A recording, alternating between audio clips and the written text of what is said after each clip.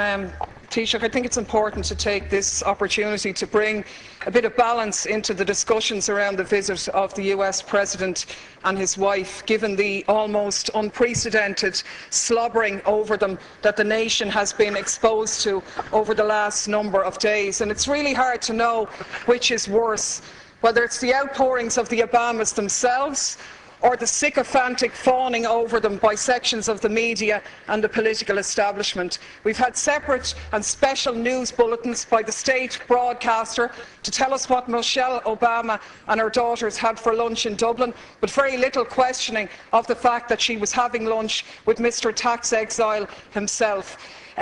We had very little challenging of the fact that she's glad to be home, a country that she's been in less than a week and that her husband has very tenuous links in.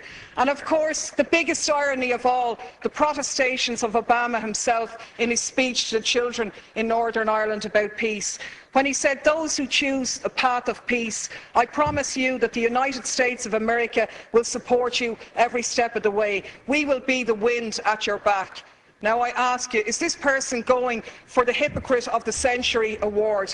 Because we have to call things by their right names. And the reality is that by any serious examination, this man is a war criminal. He has just announced his decision to supply arms to the Syrian opposition, including the jihadists, fueling the destabilisation of that region and continuing to undermine secularism and knock back conditions for women.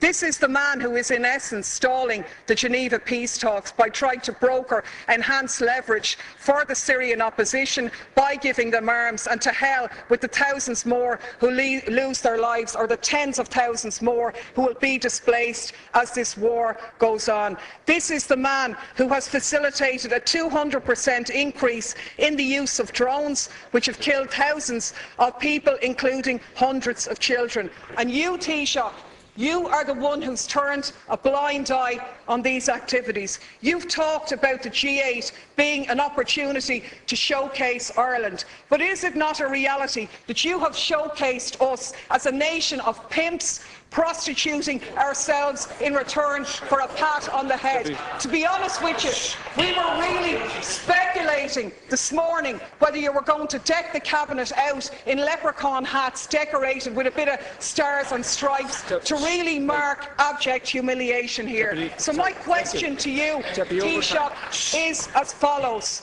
What steps are you going to take to follow in the correct statements and the correct decision of your colleague Taoiseach Eamon Gilmore, who voted against the lifting of the arms embargo in relation to Syria? What steps are you going to take to ensure that no weapons for Syria are going to go through Shannon in breach of our international laws on neutrality? What steps are you going to take to showcase this country not as a lapdog of US imperialism, but as an independent nation with an independent foreign policy which takes a lead in international diplomacy to outlaw the use of drones, the favourite method of extermination of your friend Mr. Obama?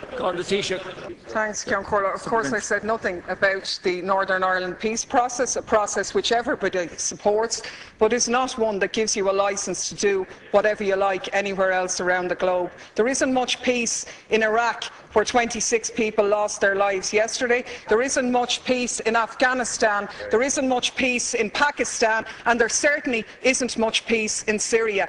And the side I'm on in Syria is the one, and what I agree with is the statement by Oxfam, where Oxfam said sending arms to the Syrian opposition won't create a level playing field. Instead, it further risks fueling an arms free-for-all, where the victims are the civilians of Syria. Our experience tells us that the crisis will only drag on for longer if arms are poured in. And that's in essence what the Americans have done here. I can only take from your non-answer to the question that you were asked is that you're going to take no steps to ensure that those arms will not be sent through Shannon in breach of our neutrality. You said here last week no arms ever came through Shannon. How do you know that, seeing as no investigations take place? The reality is, in 2012, 548 US planes landed in Shannon. How do you know what was on them if you haven't examined them?